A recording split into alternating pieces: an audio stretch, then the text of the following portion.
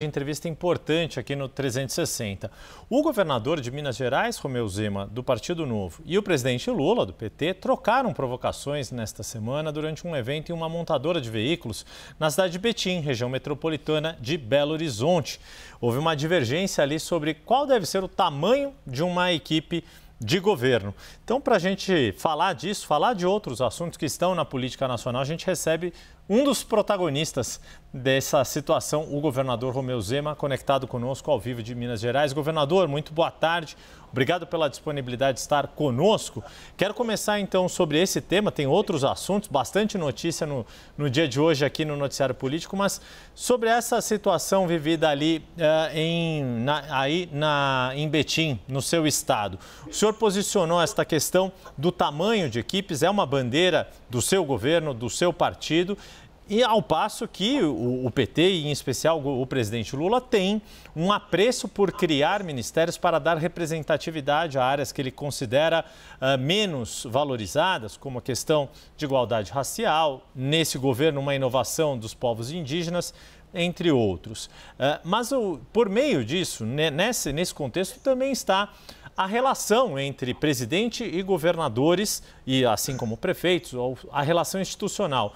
Qual é o momento, na sua avaliação, que levou o senhor a fazer esta colocação de tamanho de equipes diante do presidente? A resposta que houve do presidente, isso mostra que, a despeito das relações institucionais, a eleição de 2026 já é uma pauta para todos os governantes? Muito boa tarde mais uma vez.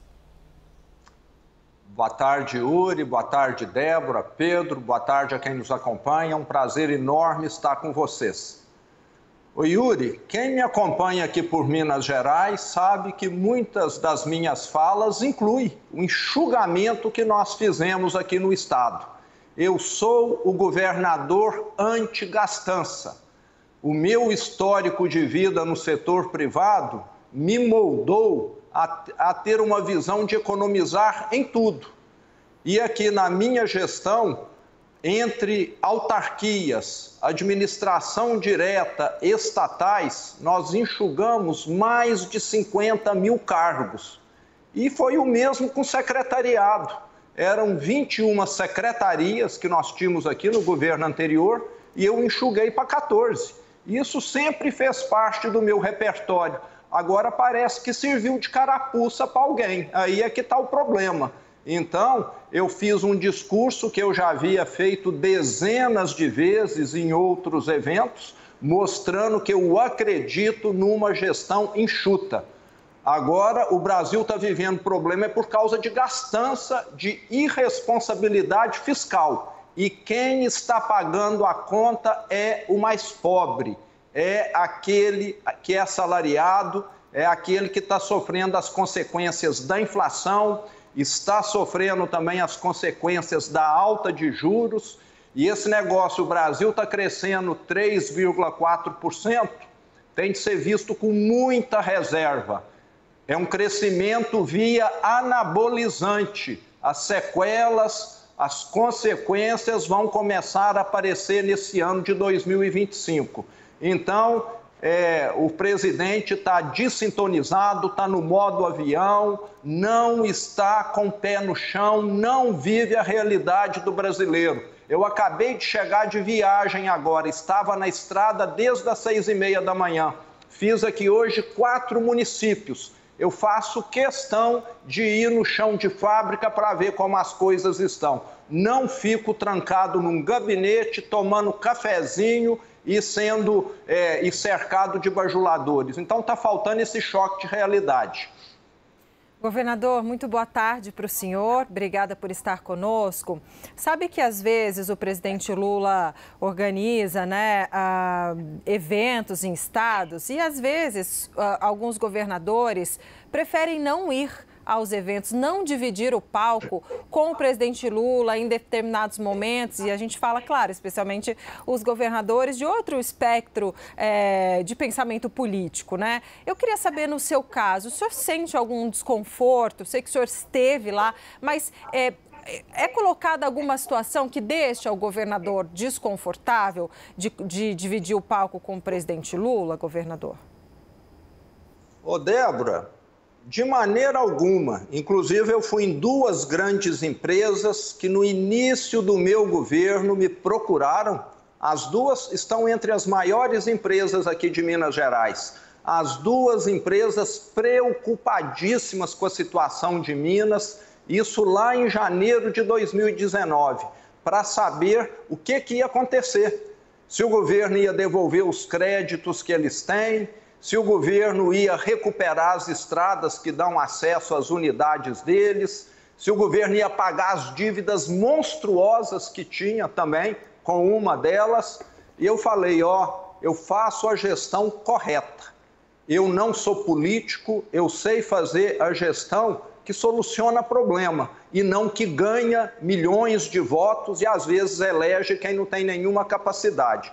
Então, estava muito à vontade, tanto na Stellantis Fiat, como também na Gerdau. Conheço os diretores das empresas, todos têm meu telefone, porque eu sou um governador aqui mão na massa. Na hora que tem um problema aqui, eles me ligam e eu corro atrás para poder resolver com a minha equipe. Não tem esse negócio de ficar tendo 5 intermediários para chegar em mim. Então, eu estava muito à vontade. Acho que quem não estava foi quem veio aqui. Pedro Venceslau, o governador, também participa conosco já na tela. Pedro Venceslau, o governador de Minas, Romeu Zema, te escuta. Boa tarde, governador. O Christopher Laguna, que é presidente do Novo de Minas Gerais, me contou que o partido fez um processo seletivo e contratou o marqueteiro Renato Pereira, que já atuou com Aécio Neves, com Sérgio Cabral, entre outros, para nacionalizar o nome do senhor, já visando a superação da cláusula de barreiras em 2026. Eu gostaria de saber qual que é o seu projeto. O senhor é candidato a vice-presidente, está colocando o seu nome para compor com algum outro candidato? Ou o senhor planeja disputar a presidência da República à revelia de Jair Bolsonaro? Ô Pedro, rapidamente aqui. Eu venho de uma família italiana que veio da Itália para morar ali na região de Ribeirão Preto para substituir mão de obra escrava. Uma família que veio com uma mão atrás e outra na frente. Desde criança eu trabalho. E fui candidato aqui em Minas em 2018 pela indignação com que o PT cometeu aqui, as barbaridades.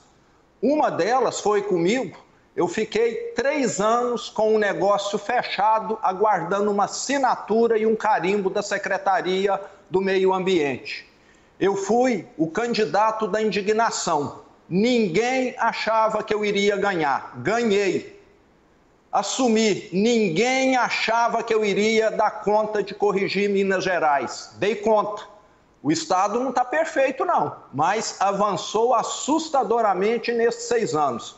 O que eu quero é contribuir.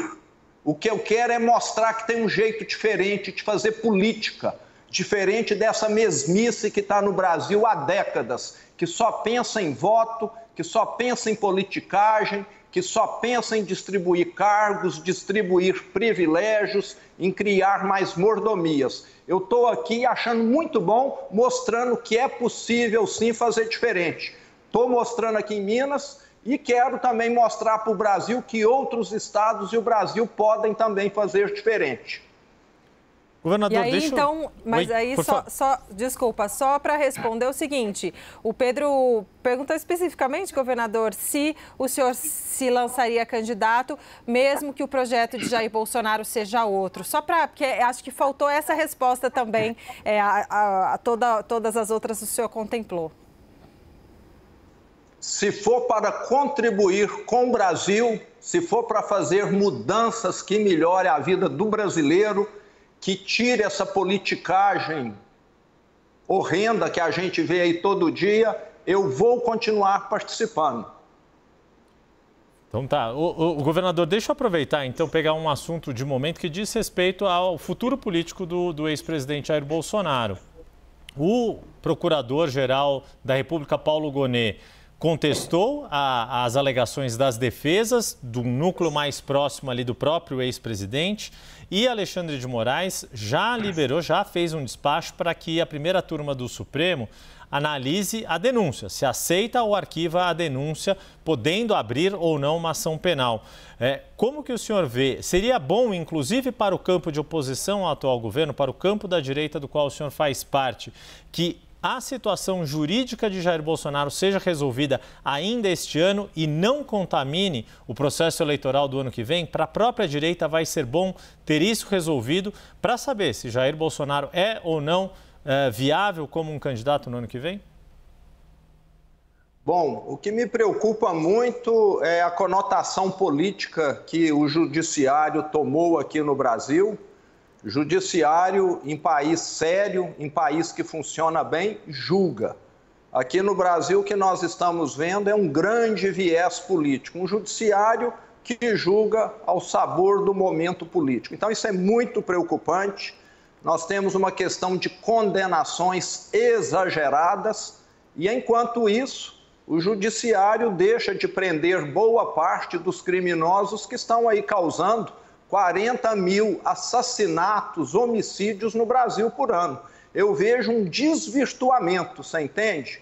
Eu acho que nós tínhamos de colocar o Estado para atuar, para resolver os problemas das pessoas, do pagador de impostos, e não de político que está querendo se reeleger ou tirar o adversário do caminho, etc. O judiciário parece que virou uma ferramenta de política e não uma ferramenta para fazer justiça. Então, o que eu lamento é isso, penas exageradas para alguns que cometeram atos que não teve nenhuma periculosidade, estão aí detidos há mais de um ano.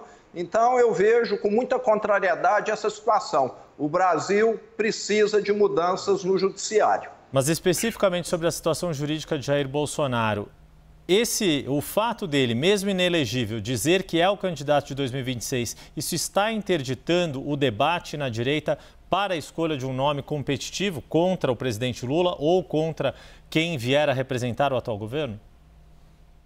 Com toda certeza, a indefinição acaba prejudicando o processo. Mas, igual eu já disse aqui, eu quero contribuir com um Brasil melhor. Independente do resultado do que nós tivermos aí, o que eu quero é estar contribuindo.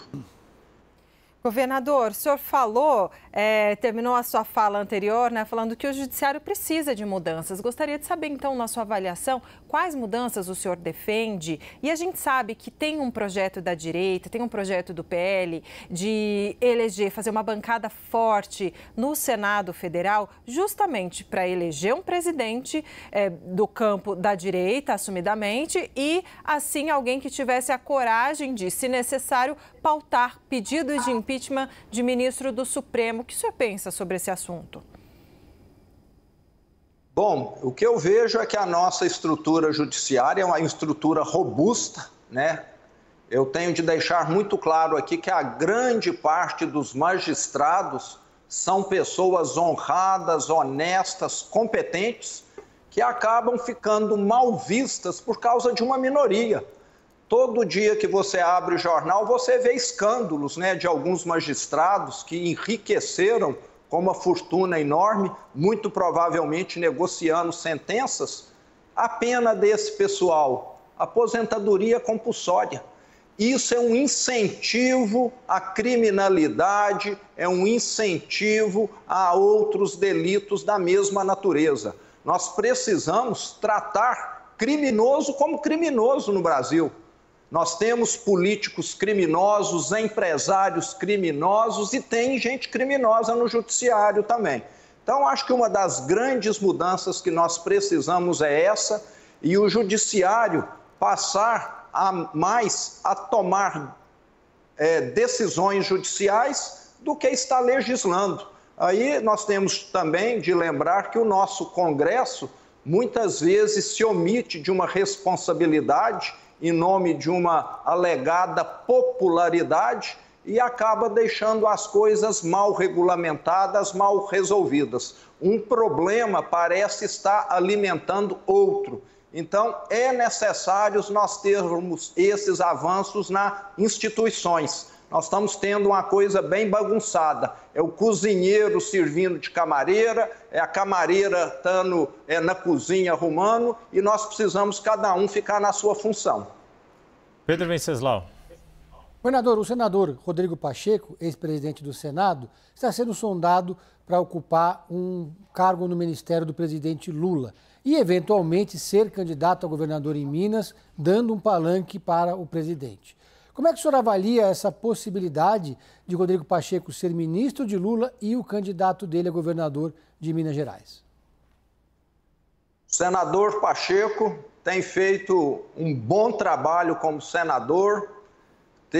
E eu reconheço aqui a iniciativa do Propag, que vai resolver, vai ajudar muito na solução dos estados endividados, entre eles Minas Gerais, e o futuro político dele pertence a ele. Ele já me confidenciou que pretende voltar para a advocacia, mas ele é um nome que pode concorrer. Todos têm o direito de pleitear uma vaga a candidato a governo de Minas Gerais. Então é algo que é possível e vai depender muito, na minha opinião, da pessoa dele, porque ele é um nome de um senador que tem realmente feito um bom trabalho lá no Senado. Nós recebemos aqui, conversamos com o governador de Minas Gerais, Romeu Zema, abriu um espaço na agenda para poder conversar conosco aqui no 360. Mais uma vez, muito obrigado, governador. Um bom resto de semana para o senhor. Boa tarde a todos. Foi um prazer estar aí com vocês.